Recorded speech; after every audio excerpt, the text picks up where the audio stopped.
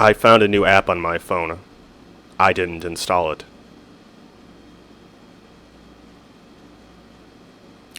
It was only 4 days ago that I woke up, groggy and hungover, to find that I must have installed a new app on my phone in the midst of my binge drinking. The app was named iCupid.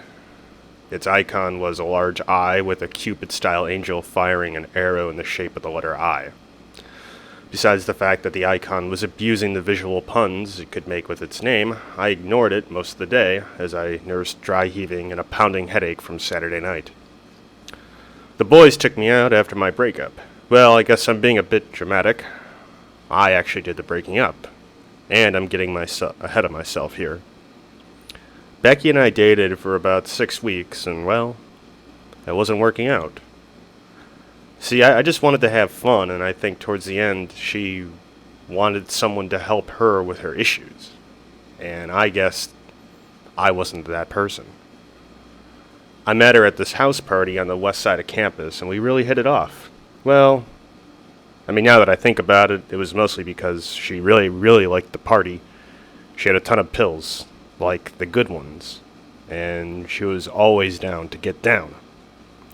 But after a while, I realized I was kind of dumb because all of those pills ended up being her actual prescriptions, and most of them were used to treat her various chronic mental illnesses. So, I tried being a nice guy and listening to her, but all of her issues were just beyond me. She was so messed up all the time because she was messed up all the time, if you know what I mean. And like I said, I wasn't the right person for her, so I dumped her on Friday, and the boys and I went out on a weekend bender.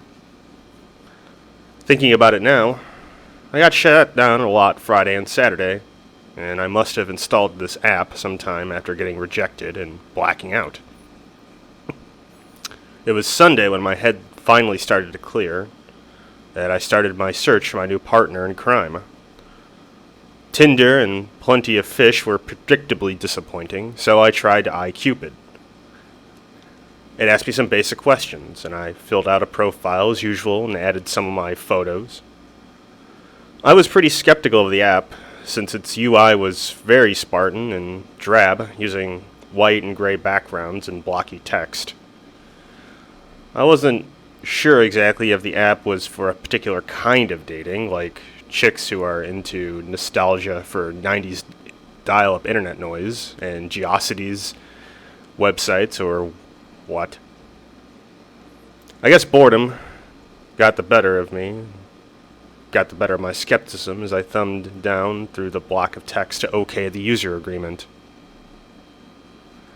I finished up by answering a few questions about my location and preferences. Then it took me to the first page. It had no instructions on how to use it, so I tried swiping left and right, just like on Tinder. I swiped off the entry page and onto the first profile.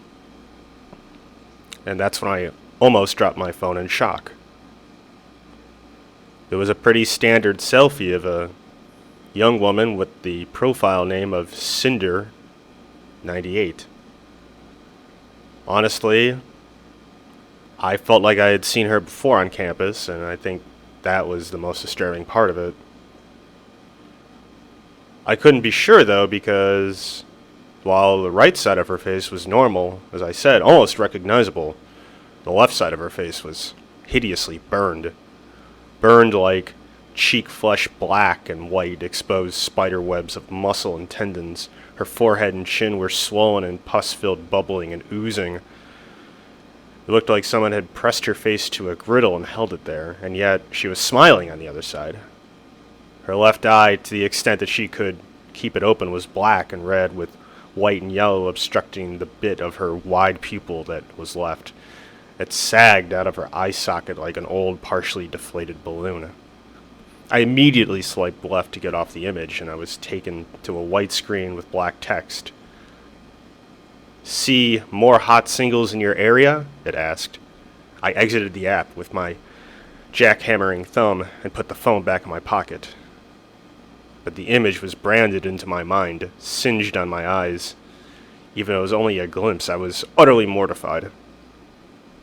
I started racking my brain to figure out what I had just seen.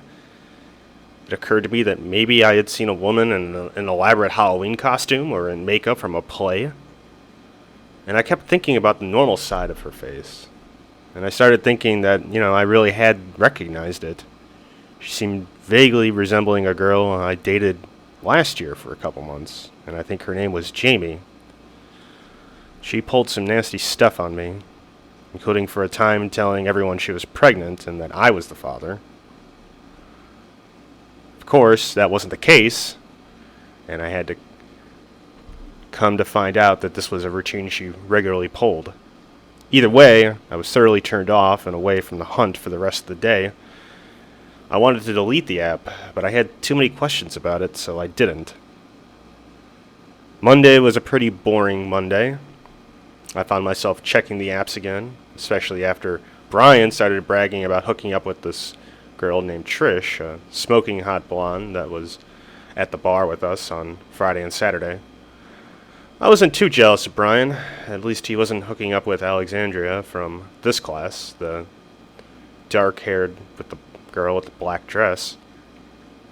There's something really classy about her. So classy, I don't know, I can't really describe it, just something I couldn't touch. Someone I couldn't even talk to, and I had a mental block on it. I froze when she glanced in my direction. And I wasn't like this around any other woman except for her, and it was weird. Anyway, we were waiting outside of the classroom door, and Brian wouldn't shut up, so I took out my phone and got to swiping again. After I exhausted all the prospects on the standard apps, I just shook off the image from the other day and activated iCupid again. The same screen asked me the same questions, so I decided to start swiping. The first profile up was Try Ash Smash, and the first image was of an arm, like someone was trying to take a picture of a tattoo, but instead of a tattoo, it was a very nasty, sprawling purple, yellow, and black bruise. I scrolled down this time. The profile had multiple photos of the same person, and my mouth almost hit the floor. It was Trish, Brian's friend. And in every photo of her, she was making normal poses, she was throwing out her peace signs, hugging her besties, and doing duck face. But in every image, she appeared bruised and battered, like she was tossed off a motorcycle while driving down a freeway. The injuries were entirely out of place with the scene, and they were inconsistent from photo to photo, as if there were multiple incidents, and she was just injured to hell. The thing was, the photos were dated, and they were from last week, and I don't recall seeing Trish at the party with any wounds whatsoever, especially not the kind of wounds you could get from being in a high-speed rollover collision or getting stuck on a spin cycle in an industrial washing machine. I swiped off her profile. The app asked me if I wanted to reconnect with old friends. I was struck with morbid curiosity, and I typed yes. It showed me Cindy's profile again, and again her face was hideously burned on one side, but the burn had changed sides somehow, and the realism of the burns were making me sick again, almost as sick as the other day's hangover, and I immediately swiped off the page again and to the next. It was Becky. I didn't need to know the profile name or anything, and the description. It was her face, specifically her head in this photo, but she was decapitated. Her head ripped clear off her body with a splatter of blood and strands of her neck like torn rags dangling away. The expression on her face was of total and utter calm. I immediately turned it off and held back the full-blown revolt from my stomach. I held my lunch down as I started to uninstall the app. I woke up Tuesday, and the app was back on my phone. At this point, I felt haunted, and a quick search of the app stores and Google turned up no information about iCupid. I didn't know where it came from, and I started to think somehow my phone caught a virus, maybe from a porn site or something. I did some more sleuthing, about it and how to permanently uninstall it. Eventually, I found an old .txt file on Reddit about this app, and the text was vague but informative. What I believed to be some kind of curse may well have been to someone, but to me, after reading the text file, I came to realize that this app was in fact a gift. The file told me that the app promised to show me my desires as they are. And I figured it out. I had the ultimate guide to prevent myself and my friends from putting dick in crazy. I could look up anyone around me and see what kind of emotional baggage and damage they had manifested, as graphic but honest descriptions of physical brutality brought upon them. I had to tell Brian. I had to tell all the bros about this. No, I thought to myself at the time, I could charge my dudes for this information. This eerie app was something to be capitalized upon. So on Wednesday, it was Spanish class again, and Brian and I were standing outside of the lecture hall again. I didn't have a particularly artful way of drawing attention to my newfound asset, so I just decided to navigate to Trish's profile again and shove it in his face. Dude! That's gross! What's that? He threw his head to the side and shut his eyes. You don't recognize her? Is that? I nodded in the affirmative, slowly with a growing grin. I don't know what this is or how I got it, but it's like a window into crazy women. If they're crazy, they're in this app, and we can see how crazy they all are. Dude, that's some crazy stuff. Think about what this can do for the frat. How much are you paying a month for this? Huh? I asked. Brian persisted. How much are you paying for this information? I'm not paying anything, I said. You, on the other hand. But seriously, how can I get it? I don't know. I don't even know how I got it. That's whack, Brian said. I fell asleep in Spanish class. When I woke up, I was getting nudged gently by someone. I saw a hand, and I immediately thought it must be the professor. I was immediately overly apologetic for falling asleep, and I rattled off a slew of excuses that I have on tap for just these occasions. Long after I finished the fusillade of falsehoods, I looked all the way up at my nap assassin. It was Alexandria, clutching her bag and textbooks. A red bow tied her hair back. She gazed at me softly with her green eyes, and then she cut to the chase. Do you want to get coffee in an hour? I opened my mouth to reply, but she cut me off. I know you have a little crush on me, and I wanted to get to know you before I decided if I want for you to get to know me. All of me. I stammered, and she put her raised finger to her lips and shushed me. I'll see you in an hour. The coffee shop at Goodwin and Wind. I checked the app for her. Alexandria wasn't on it. So I went home and I put my books and laptop away and I went to meet her. When I got there, she was sitting alone with 2 cups of coffee in a cozy corner booth with a fake candle lamp protruding from the wall.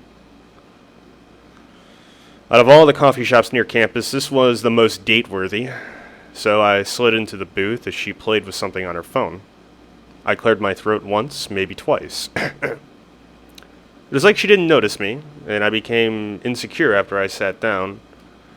I gripped the handle of the coffee mug and drubbed my thumb at the side nervously. I felt my grip on the ceramic slip on my sweaty hands. I'm surprised you showed up, she said without looking up from her phone. Oh? I said, trying to be nonchalant. Do you get stood up often? I gritted my teeth.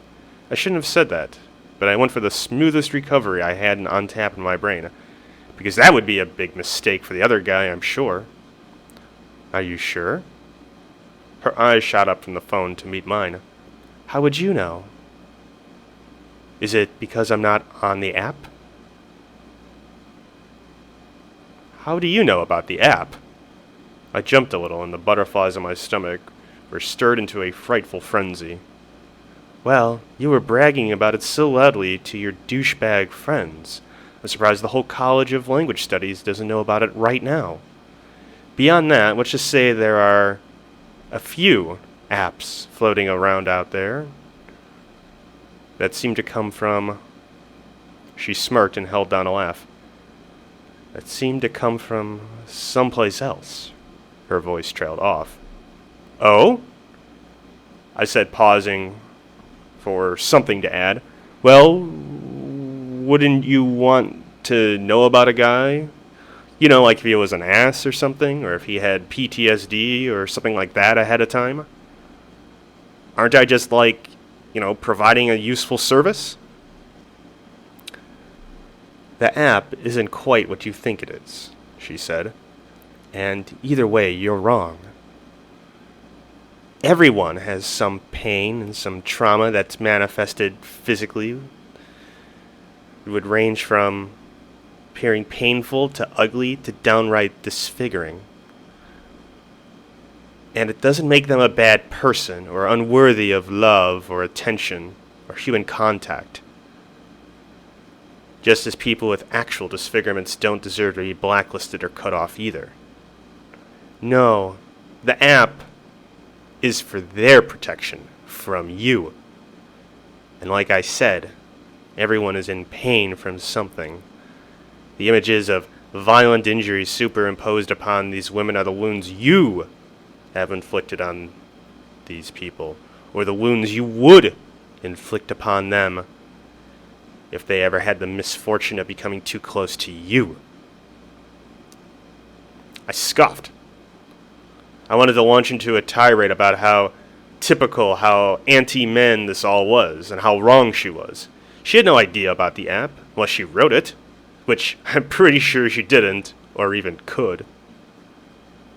But I didn't want to give her that satisfaction of proving her right with that reaction, so I bit my tongue and I pressed on. So, we're the perfect couple, right? I have done nothing to hurt you, nor would I be able to, I suppose. I mean, if you're right about the app, that is. She let go a hiss. You know, sometimes pain and suffering and trauma is relative. Not just between the physical and emotional types, but in general. And I think this app picks up on that. Because I don't think you're getting my point, she said, turning her phone my direction. Like I said, there are a number of apps out there that seem to defy physics and reality as we know it. And they are curses to some and gifts to others. I looked at what she was doing on her phone. She had an app open called Voo Don't. It looked like a simple enough interface. It was a stereotypical voodoo doll with a slot to put anyone's image she chose at the head, and then some pins she could drag across the screen and poke someone with. I was not surprised nor amused when she featured my face on the doll with all the pins more or less stuck around my crotch, and one on my right hand for good measure. I shot my eyes slowly between the screen and her eyes. She just finished her coffee without saying anything else, and then put the phone in her jacket pocket, stood up, put her jacket on, and started to leave. I just kind of smirked and said, "So, no second date?" "Let's put a pin in that," she replied while briskly marching towards the exit. Screw her," I said to myself as I drank the coffee she bought me. Well, it was Whiskey Wednesday, and I went out with the boys for some shots.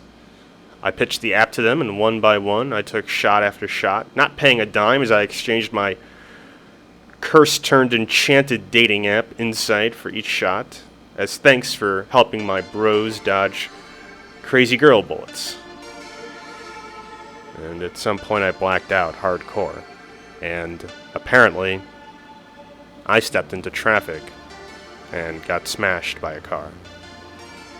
And so I woke up here, in this hospital bed, with 2 broken legs and metal pins, and a body cast holding my ravaged pelvis together. My phone was crushed in my pocket, and I can't prove any of this now. I don't know how long I'll be here, in recovery.